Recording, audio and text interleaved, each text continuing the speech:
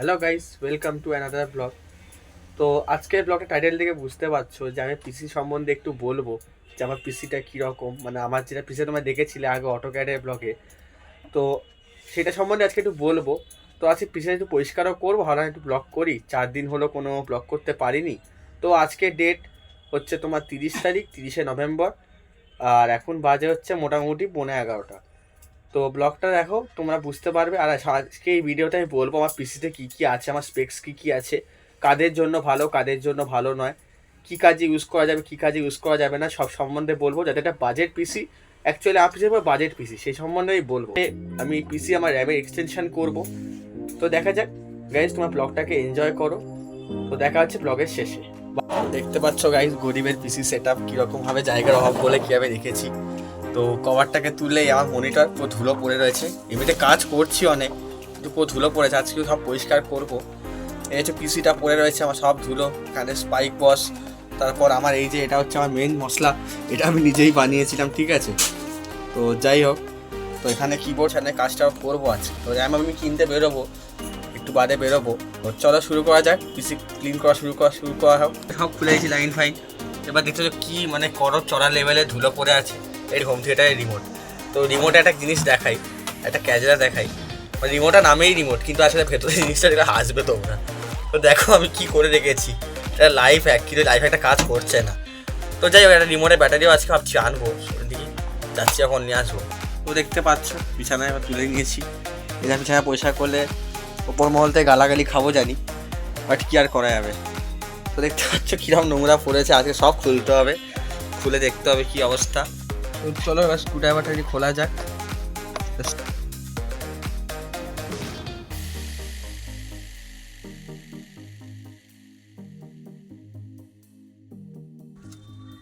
এই হচ্ছে মেন মশলা, এটাকে ক্লিন করতে হবে এখন ভালো করে। জল দিয়ে ক্লিন করলে আরও ভালো হয়, কিন্তু আমার মনে হয় জল দেওয়াটা উচিত না, যেহেতু ইলেকট্রনিক কম্পোনেন্টস। দেখতে পাচ্ছ যেমন ঝাড়নটা আমার হাতে এসে গেছে, তো একটু ঝেড়ে দিই।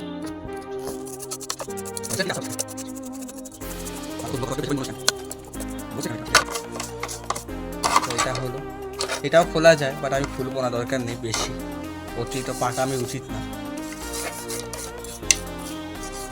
একটু পয়সা করি।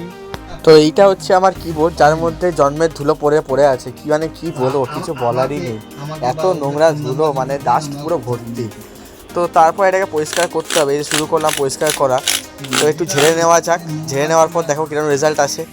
তো মোটামুটি পরিষ্কার হয়ে গেছে, মানে এভাবে একটু দেখা যায় সুবিধা তোমাদের দেখতে কীরকম চকচক করছে।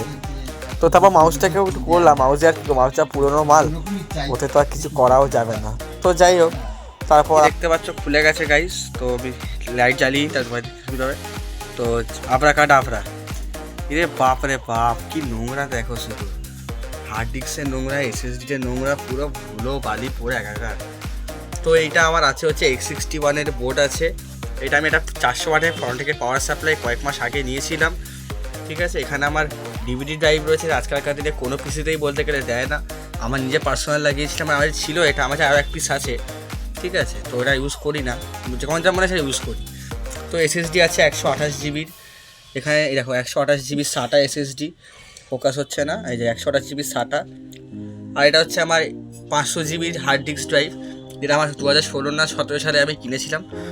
তো অনেকটাই নোংরা পড়েছে, এখন পরিষ্কার করেই করতে হবে। নিচে জাম্পার ওয়্যার, এটা দিয়ে আমি পাওয়ার অন করি, কারণ এটা অনেক পুরনো একটা, মানে আমার যে ইয়েটা আছে ক্যাবিনেটটা, ফোকাস হতে চায় না কেন আমার এটা। হ্যাঁ, এই যে ক্যাবিনেটটা দেখছো, ক্যাবিনেটটা অনেকটাই পুরনো, তো তার জন্য এতে যেগুলো রয়েছে, এই যে ক্যাবিনেটের সাইডে এই লাইনগুলো দিয়েছে এইগুলো, তারপর আরও অনেক রয়েছে সাইডে রাখা আছে, যেগুলো আমার যার থেকে পিসি বানিয়েছিলাম, তো সে দিয়েছিল, মানে সেগুলো সেট করে গেছে পাশে। তো সেই জন্য এখানে দেখতে পাচ্ছ যেখানে লাইনটার সাথে সেট নেই, কারণ এটা হচ্ছে অনেক পুরনো। এটা হচ্ছে DDR2 ছিল, এতে DDR2 ছিল, এটা DDR3 বোর্ড এটা আমার, তার জন্য এই পোর্টগুলো এরকম আলাদা আলাদা দেখতে পাচ্ছ, পোর্টগুলো আলাদা আলাদা সব রয়েছে এখানে। আর এই যে র্যাম স্টিক আছে, এই র্যাম স্টিকটা এবারে পাল্টাবো। এবারে দেখতে পাবো এবারে 4 জিবি কোনটা আর 2 জিবি কোনটা। আমার মনে হয় প্রথমে যেটা হাত দিয়ে এটা 2 জিবি, তারপর একটা নতুন লাগছে 4 জিবি, আই থিঙ্ক তাই। তো খুলে দেখলেই বুঝতে পারবো। তো খুব একটু ক্লিন করে নেওয়া যাক, ক্লিন করে তোমাদের দেখাচ্ছি গাইস কীরকম লাগে। তো পরিষ্কার মোটামুটি হয়েছে, খুব একটা ভালো হয়নি। তো যাই হোক, চলে যাওয়া, কাজ চালিয়ে যাওয়ার মতন মানে মোটামুটি এটা মেনটেনেন্স করাটা উচিত বাড়িতে থেকে। তাও যা যা কাজ করবো আজকে, এটা আমি এটা মেনটেনেন্স করার জন্য আমি যে র্যামটা আছে এই র্যামটাকে এবার খুলে নিচ্ছি। এটা ওইটাও খুলতে হবে। এটাই হ্যাঁ, এই তো 2 GB র্যামটা। এই 2 GB র্যামটাকে আজকে আমি এটা বাদ দেবো, বাদ দিয়ে আজকে একটা 8 GB, কারণ আমার কাছে একটা। তো গাইস, মার্কেট থেকে আমি DDR3 র্যাম কিনে নিয়েছি 750 টাকা দিয়ে, নিউ জয়গুরু ইলেকট্রিক থেকে। এটা হাতে সবসময় আমি স্পেয়ার পার্টস কিনি। তো বাড়ি গিয়ে দেখি মেন মশলাটা কীরকম। হাতে পেয়ে গেছি, এটা 8 GB র্যাম, 3 বছরের ওয়ারেন্টি দিয়ে। তো এবার এটাকে করা যাক। অগাস্ট 2024 বার্থ হয়েছে, যাই হোক। তো এটাকে এবার এখানে সেট করতে হবে। বাট আমি ভুলে গেছি কোনটা কোন দিক, সেটা দেখতে হবে এখন আমাকে। হ্যাঁ, এটা এইদিকেই একটা ফিট হয়ে গেছে। চলো, কানেক্টেড। তো পিসিটাকে এবার চালু করে দেখা যাক কি হয়। তো গাইস, দেখা যাক চালু হয় কি না আমাদের পিসি। লাইন তো এসে গেছে, তো দেখা যাক। গাইস, স্ক্রিনেও লাইট এসে গেছে। স্ক্রিনে লাইটের সময় র্যাম সাপোর্ট করে নিয়েছে। হ্যাঁ, তো গাইস দেখতে পাচ্ছ 12 GB র্যাম, দেখতে পাচ্ছ 12 GB র্যাম, 11.9 GB ইউজেবল। এবার এটা আমি আরামসে অটোক্যাড করতে পারবো। ও হ্যাঁ, অটোক্যাড দিয়ে মনে পড়লো, অটোক্যাডেরও ভিডিও আসবে, কিছু শিখছি আমি, তো সেটা পরের ব্লগে দেখতে পাবে। ও আরেকটা জিনিস তোমাদের বলা হয়নি, আমার প্রসেসরটা কী আছে। তো প্রসেসর আমার কাছে আছে ইন্টেলের i3, আছে হচ্ছে 11 জেনারেশন, ঠিক আছে, 11 বা সামথিং ভুলে গেছি, 11ই হবে মনে পড়ছে। ইন্টেল কোর i3 11 জেনারেশন, যেটা আমাদের বলতে গেলে সব কিছুই মোটামুটি আমার রান হয়ে যাচ্ছে। আমি প্রোগ্রামিংও করতে পারছি, এই যে এটা এটা একটা প্রবলেম চলছে, জিটিও খেলতে পারছি, ডেভ C++ কোডিং করতে পারছি, এছাড়া আরও রয়েছে কি গেম খেলতে, সব কিছুই করতে পারছি, খুব ইজিলি করতে পারছি, কেউ একটা প্রবলেম হচ্ছে না। তো লাস্ট অব দি গাইজ আমি এটাই কনক্লুশনে এলাম, সেটা হচ্ছে যারা যারা এই পিসিটা জাস্ট নর্মাল ইউজের জন্য কিনবে, মানে যারা নর্মাল ইউজ করো, তো তারা এই বাজেট পিসিটা নিতে পারো। আমি কমেন্ট বক্সে এর পুরো ডেসক্রিপশানটা দিয়ে দেবো যে আমার কী কী প্রসেসর আছে না আছে, আরেকবার ডিটেলে বলে দেবো। তো যারা যারা ভালো লাগবে আমার পিসি স্পেক্সটা নিয়ে আমার বানাতে পারো, কোনো প্রবলেম নেই। অনলাইনে করতে অফলাইনে করতে পারো, কোনো প্রবলেমের নেই। তো এটাই বলবো, যারা যারা বাজেট পিসি চাইছো তারা এটা বানাও, 10,000 টাকা 11 টাকার মধ্যে হয়ে যাবে।